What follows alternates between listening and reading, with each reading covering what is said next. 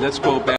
Nella notte tra il 13 e il 14 giugno, nella città di Yelewata, nell'area amministrativa locale di Guma, nello stato di Benue, in Nigeria.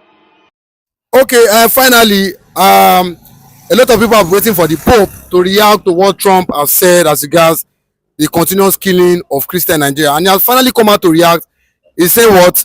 He said the killings of Christians in Nigeria must stop. And at the same time, that Nnamdi Kanu is a prophet and the Nigerian government must do the needful by releasing him because he's saying the truth. What's your take as regards this?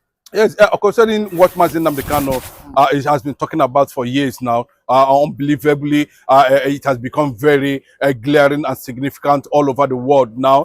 The world leaders are discussing it as I'm talking to you. The issue of Christian genocide, the Fulani herdsmen attack on Nigeria soil, has triggered to a point, or has gotten to the peak where it is being discussed, at the global level now, and it is a sign that the U.S. intervention will lead to a total breakup of Nigeria.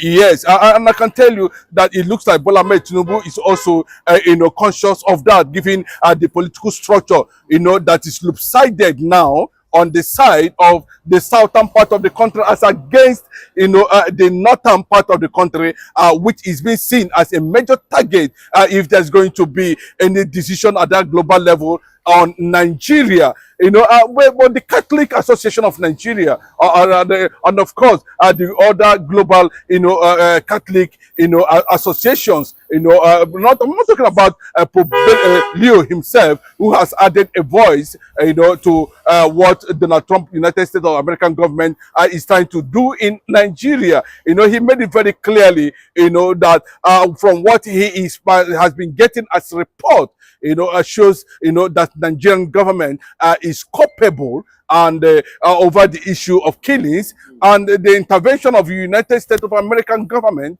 under Donald Trump is a welcome development, because series of reports has come through to Vatican powers, where the Pope sits, as the lordship in that silicon nation. Let me just use that word like that. So right there in Sicily, the Pope has taken a stand concerning the proposed invasion in Nigeria. A lot of people does not understand what that really means at this point in time. That that the separation and disintegration of Nigeria is coming by gradually, and is gradually getting momentum. Nigeria is being put on the world map now, and every hand and everything is discussing. Also, if you are talking about Christian genocide currently now, with Nnamdi Kanu currently, struggling to, free himself from the illegality of the DSS and the Nigerian government, is also in synergy with what the world leaders are trying to decide at this point in time. For the Pope to have added his voice on that regard means it's a clear go ahead for United States government, and of course the religious organizations all over the world. I'm talking about Christian organization, which of course the Pope is the head of all the churches all over the world, and he has also added his voice. For the Pope to have said something about Nnamdi Kanu, and of course said about something about genocide in Nigeria, I believe it has getting traction all over the world currently now. And the issue now is how the Nigerian is being given a limited time to decide whether to do the needful or not. But it has come to the global limelight now that the Biafran movement or cause, let me just put, or sovereignty or recognition, let me put it that way, is being becoming something that is actually attached to the issue of the Christian killings in Nigeria, and a lot of proposal has been put there at the Oval Office. That in case of breakup, the southern part of the country, Biafrans who are majorly Christians should be allowed to gain their sovereignty, from the northern caliphate, who have insisted that it is a must that Nigeria must definitely, embrace, Sharia. And Sharia on certain part of the country is definitely going to lead to, unfortunate uprising. And the reason why Americans are here, with full options being put on the table at that Oval Office where Donald Trump is currently, sitting.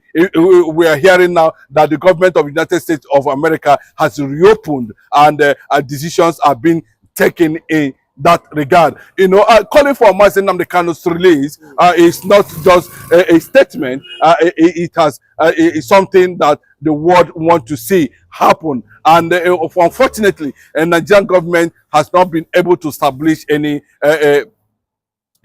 issue or indictment, or against Nnamdi Kanu. So what we are seeing about Nnamdi Kanu is not, prosecution, but persecution, and that is where the world is getting angry over the issue of Nnamdi Kanu. And remember, the symbol of Christianhood in Nigeria now is being built around Nnamdi Kanu. Nnamdi Kanu has actually become a phenomenon, when it comes to the persecution of Christians in Nigeria, the killings, and there's no doubt about that. Nobody can deny jihadist tendencies in Nigeria. Nobody can deny, that certain sects and forces are bent on, crippling the entire southern part of the country.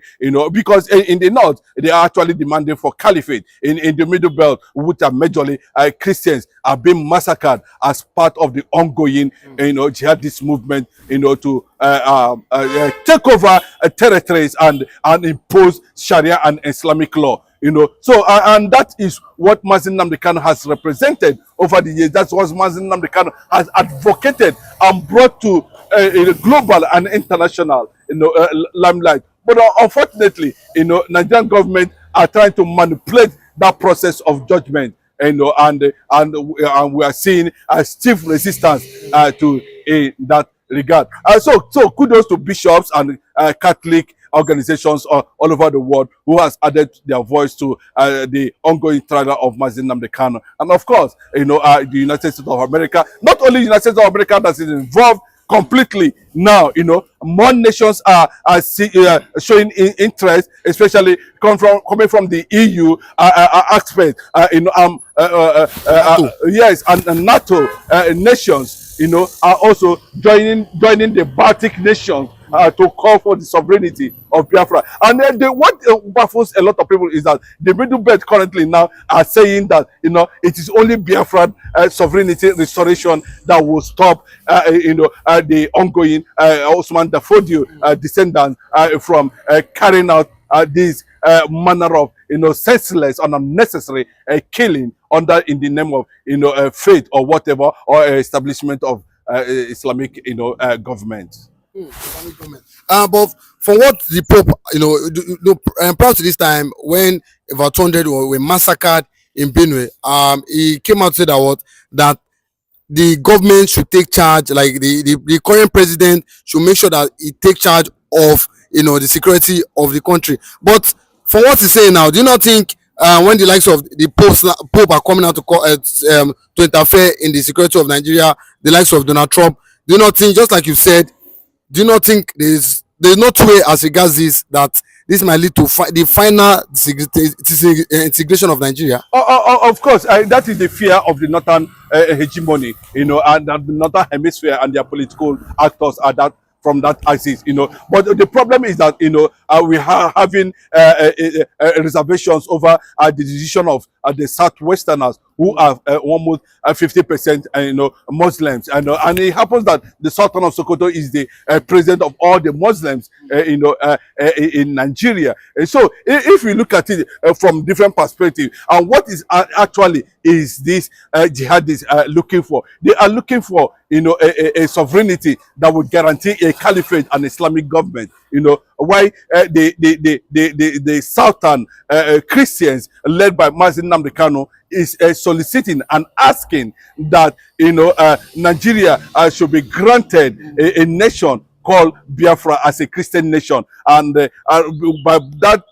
by so doing, we will have been able to solve the issue of one Nigeria, which the jihadists and other factors are using as infiltration, in killing and disaliving thousands of Christians all over the world. But they can't have it that more Christians are being disalived than Muslims. If you look at the recent statement credited to ISIS, they said it very clearly that they will never stop killing Christians in Nigeria. So if ISIS can come out and make that kind of statement, what does that actually tells you? It tells you that the target is not really what other people are thinking. The target has always been the Christian in a dominated geographical area, and the quest to conquer them and subdue them to Islamic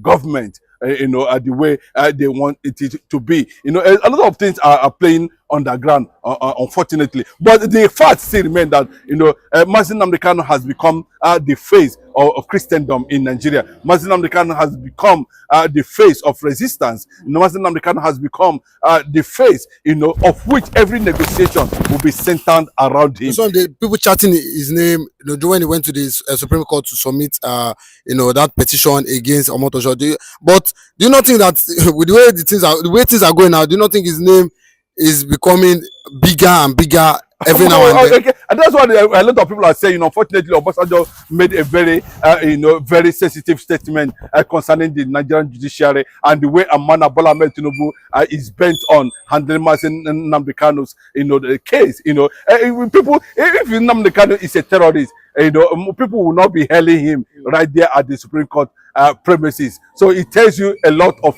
things about Nnamdi Kanu. He's gaining momentum. He's gaining, publicity.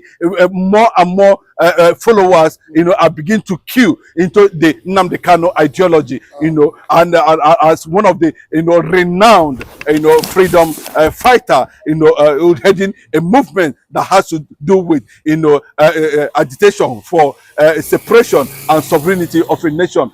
Called Biafra. So thousands and millions of Christians, whether in the north, in the middle belt, in the southwest, wherever they are looking at Biafra as a refuge, where they can actually be protected from whatever that is happening within the northern hemisphere. And that is why the international community and the world leaders at this point in time will look at it deeply, that it is not a matter of coming to intervene militarily, but how can you solve this problem and solve it permanently? And that is what the EU is trying to tell Donald Trump, and other religious organizations are trying to tell Mr. Trump that I think it has gotten to a point that Biafra should be the solution of Christian killing in Nigeria.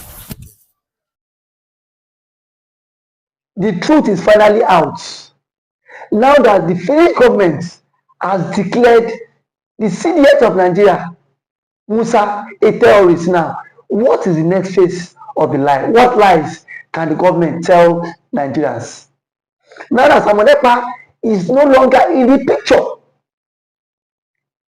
because it has always been pictured that Samonepa is the cause of insurgency in Southeast, and now that insurgency has stopped in Southeast, and now that the Finnish government has vindicated Samonepa, that those sponsoring insecurity and terrorists in the country are those some persons in the military. Now, where would CDS Musa bury his shame? Because a group of people are saying we want to exit the country. Because the Igbos are saying they are tired of the contraption called One Nigeria. That this One Nigeria, it will not work, and then it has not been working. It has been a country full of lies, propaganda, and shame. That has always been how it is from. So I am not surprised that the Finnish government has now come out to say CDS Musa is a terrorist for all the atrocities he has been, for all the atrocities he has committed in disguise of pretending to keep one Nigeria, and that one Nigeria has caused a whole lot of catastrophe in the country. Just some days ago, a notorious bandit that was declared wanted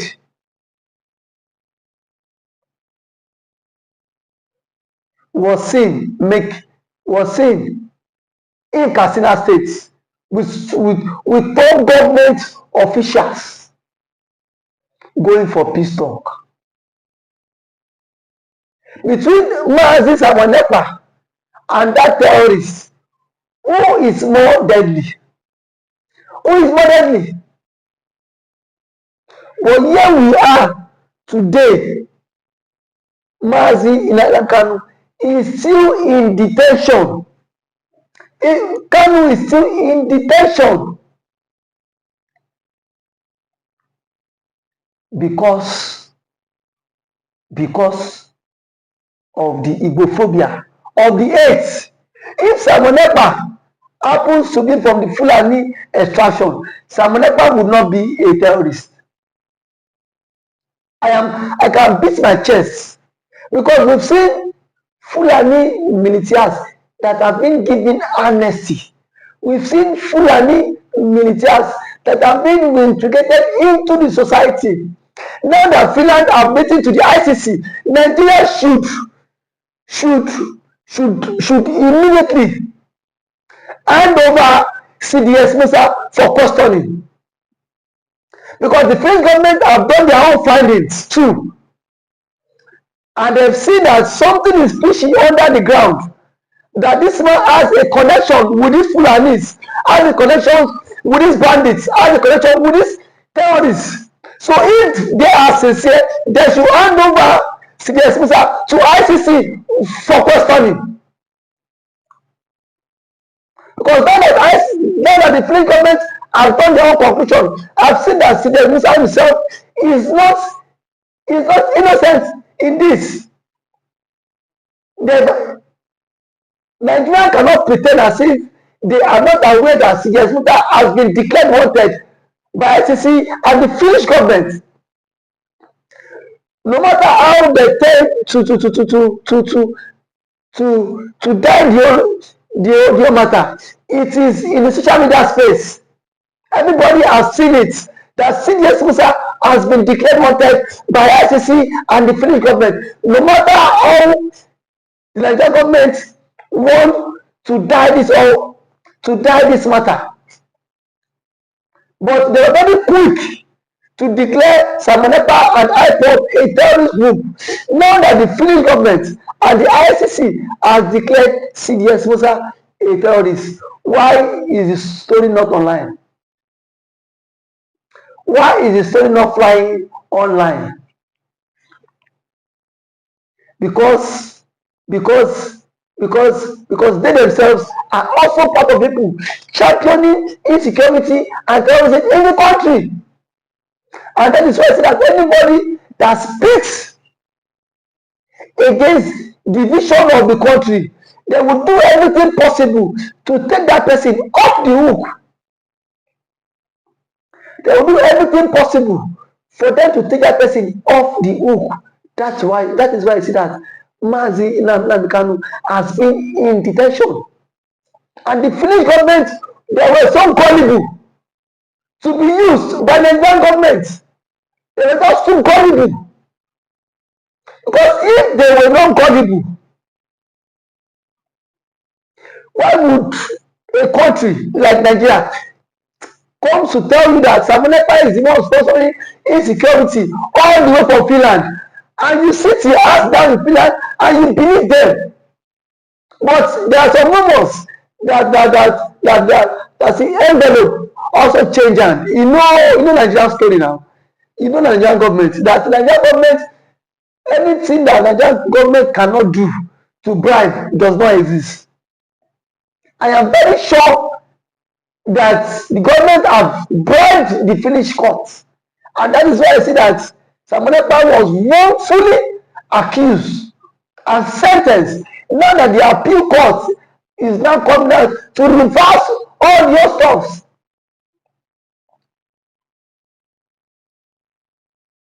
It is now a very clear indication that Samonepa is innocent of all the charges leveled against him, because the Finnish government has come out to indict CDS Musa, saying that CDS Musa is the major financier of insecurity in Nigeria, and it should be tried by ICC, not just local courts. It should be tried by ICC. Enough of all these presents. We know that this one Nigeria, it can never work. No matter how we tend to rub our heads, no matter how we tend to try to patch things up, that one Nigeria cannot work.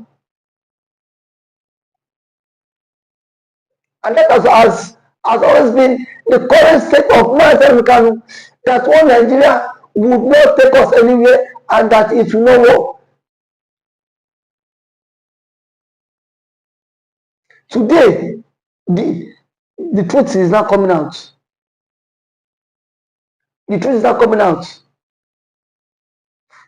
Now, the list of people, ICC will publish names of people sponsoring banditry and sponsoring insecurity in Nigeria. Their names will be published. And when that is published, let's see how CDS Musa would escape it. Let's see how CDS Musa would escape the wrath. They have used kangaroo judgments to sentence Samonepa, but today the truth is not coming out. The truth is not out. That everybody knows the reason why insecurity is still thriving in Nigeria, and it's just because of one person that claims he is protecting the masses, rather than supporting the fight for terrorism. But the question is, how long can we continue to be deceived? How long can we continue to be deceived by the Fulanis? Don't forget that the CDS is a Fulani man. How long can we continue to be deceived by a Fulani man in our own country? And tomorrow you say that Biafra will not exist. Biafra will exist. No matter how you tend to hold it, Biafra would exit the country. No matter how you tend to keep it, Biafra would exit this country. And I am sure that Nnamdi Kanu and Samonepa will come out strong, no matter how they tend to do all this rubbish. They will come out strong. If today is the first time of coming across this channel, please kindly like this video, share it, comment for more political discourse. Thank you.